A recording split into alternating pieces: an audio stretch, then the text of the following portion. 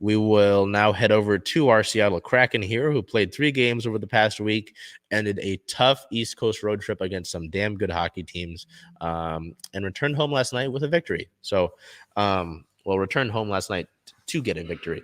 So we look at December 13th at the Tampa Bay Lightning was a brutal 6-2 loss. Seattle adding a goal at the end of the game there to make that a little less bad. Player of the game for us, forward Jared McCann. McCann had the first goal of the night, 1 point, 3 shots, 2 takeaways. So Tampa Bay is a really good team. There's a reason that they've won 2 of the last 3 Stanley Cups, and they were deep into the playoffs last year as well. Seattle just started this game out poorly, and Tampa, you can't really do that against Tampa Bay. You can't really have that sort of really poor start against the Lightning team that will come at you wave after wave, line after line, and has Andrei Vasilevsky in goal. So that was just an ugly one. Seattle has not yet beat Tampa Bay in their NHL existence.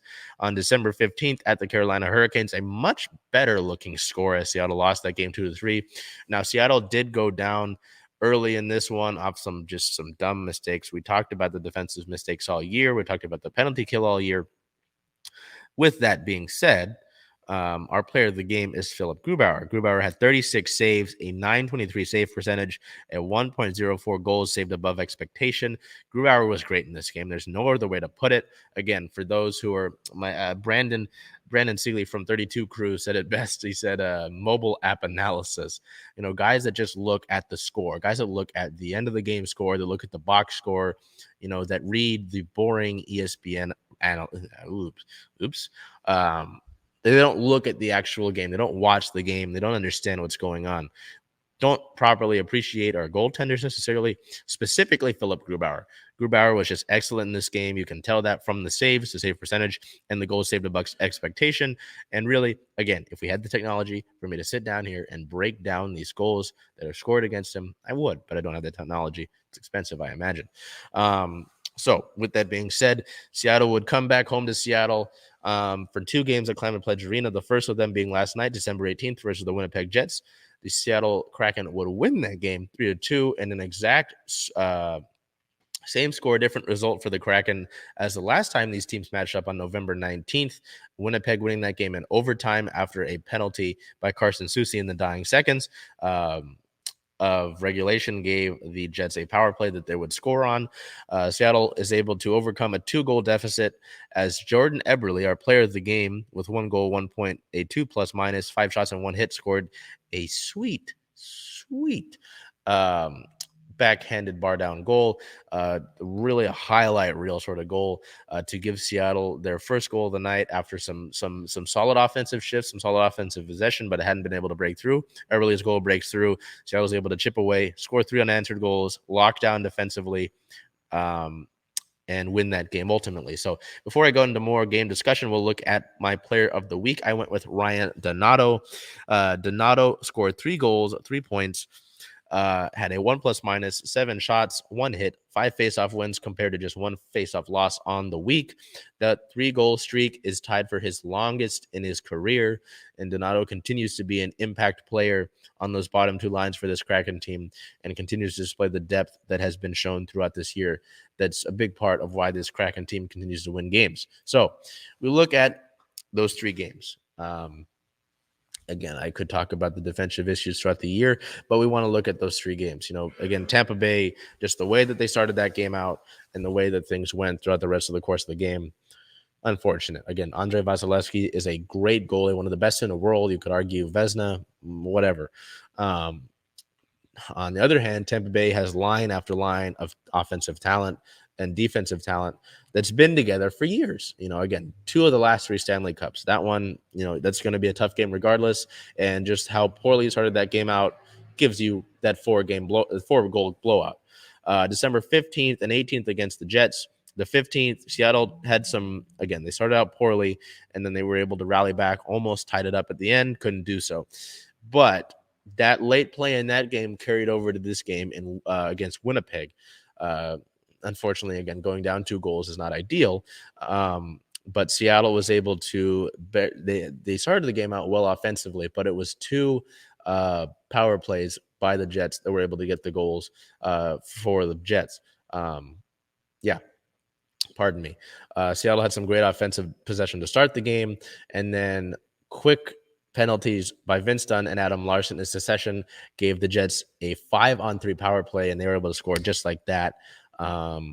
And then in the second period, a holding the stick call on Will Borgen gave the Jets another power play, and Kyle Connor's shot would be able to be tapped home on a rebound by Pierre-Luc Dubois. Just, you can't go to the box as often as this team does. Your penalty kill already ranks 29th in the NHL. How much of that is linked to the team taking as many penalties as they do? Probably somewhat. But at the end of the day, a simple solution would be to be better about staying out of the box. They just can't do that. But Seattle's, they switched up their lines last night a little bit, which was interesting, generating different chances with different lines, moving the McCann, Beniers, Eberle line up to the top. But again, Philipp Grubauer was great in this game on 5-on-5. He was rock solid. He made a bunch of great saves. He's very agile. He does the splits often. I never could do that. I played baseball, but I wasn't that athletic or agile.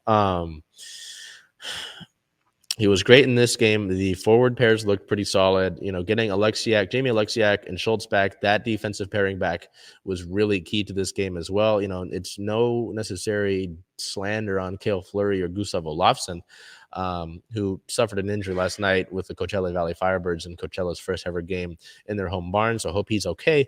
But getting that Alexiak Schultz line back as that second D pair is huge. Just for what you've established already chemistry wise, their experience wise, what they both bring on their respective power play and PK units, what they both bring offensively to this team as D pairs. So it's a big impact to get those 2 back. Grubauer is playing well. And it's not necessarily in our segment here, but I do want to share 2 pieces of information that were in our game recap article from last night's win. Jonas Donskoy has been day to day and essentially just a ghost since training camp, where he suffered an injury and was placed on IR on October 9th. Don't want to say it means the world, but Donskoy had a nameplate in a locker in the Kraken locker room last night, which hasn't been there all year. So do with that information what you will. Again, hasn't been there all year, so why would you put it in now? Chris Drieger, the Kraken goalie, if you remember, that tore his ACL in June in the IIHF World Championships with his native Canada, has been practicing before Kraken morning skates, getting some work in pads, and he has his gear in a locker at the Kraken Community Iceplex, which hasn't been there all year either. So I noticed that the Drieger's locker was filled earlier in the season, and then he started practicing. So I'm wondering if we might see the same correlation with Donskoy. If it happens, you heard it here first. If it doesn't, tried to help. We look towards our Kraken news here. On the 13th, the team is reportedly seen as a potential trade destination for Timo Meier. Now, this is an interesting move. It got a lot of traction on our social media.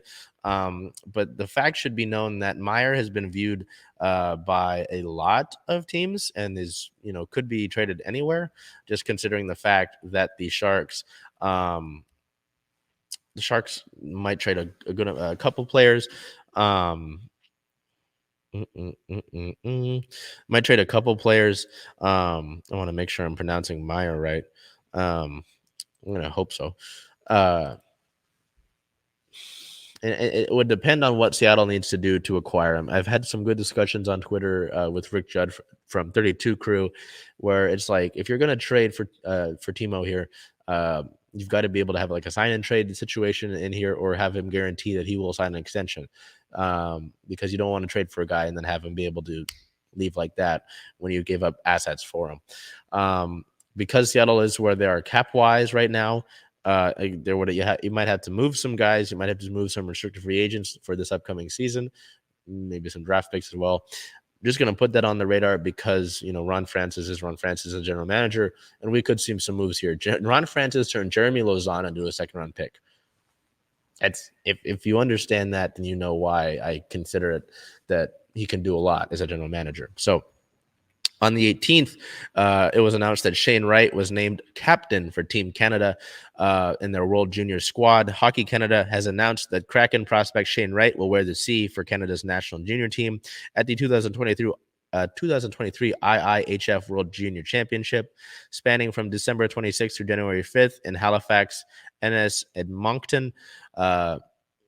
NB Ethan Del Mastro, Nathan Goucher, Dylan Gunther, and Logan Stankoven will share responsibilities as alternate captains. Wright says, I am grateful for the opportunity to represent Canada on home ice at the World Juniors, and it is a true honor to be named captain on a team with so many great players and leaders. Ethan, Nathan, Dylan, and Logan are all deserving of this recognition, and I look forward to contributing to the team's success with them as part of the leadership group. We are excited to play in front of Canadian fans in Halifax and Moncton as we look to defend the gold. So this goes, I'm going to go back to the NHL draft when Montreal reportedly did not take Shane Wright because of attitude problems. And this goes to the fact also that Montreal fans have taken this.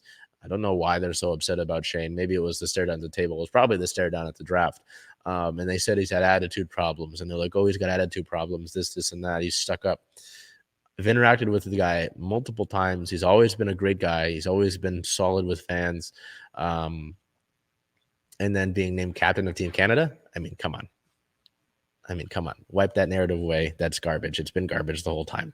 So to wrap up our Kraken news, here we go to same day. Defender Gustav Olofsson was reassigned to the Coachella Valley Firebirds. So with the moves, with Jamie Alexiak returning from his suspension and Justin Schultz returning from injury, we found out that obviously with those guys coming back, it was going to be tough for Olofsson to have space here. Cale Fleury has already been the guy that has been seen as the seventh defenseman in the Healthy Scratch Hoffman. So why not send Olofsson back to Coachella Valley, where he's been contributing there for the most part of the year? We look at some league news here. On December 15th, the NHL could be adding more games to their season. The league is reportedly considering expanding the regular season to 84 games. The league is looking into having twice as many matchups between geographical rivals next season as well. So something to keep note of. I know there hasn't been too much movement on that, but it is something that's being talked about, so we had to bring it to you. We'll wrap up our Kraken segment here. Looking at their record, they sit at a 17-win, 10-loss, 3 overtime loss record. Third in the Pacific Division with 39 points. They've fallen behind the LA Kings here, who are sitting at 39 points on the year, as Seattle now has 37. So there's some ground to be caught up after that difficult sort of road trip against all of those good teams on the East Coast. But this is, December hockey is going to be tough. Dave Haxtell talked about it in the post game, and you're going to have to win games like you did against Winnipeg in order to find yourself in a playoff spot. Moving forward, looking ahead, the Kraken play December 20th versus the St. Louis Blues at 7 p.m. Pacific time. That is a home game at Climate Pledge Arena.